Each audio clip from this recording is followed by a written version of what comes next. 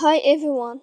Today we will talk about how to fix or how to solve Telegram auto journal channel.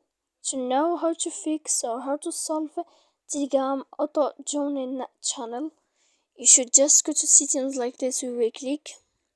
After that, in this page, you will go to apps, default apps, app settings.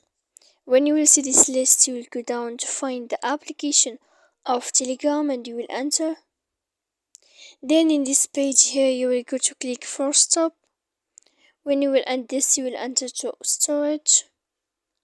After that, in this page here you will go to click clear cache, and then you will go to click manage storage.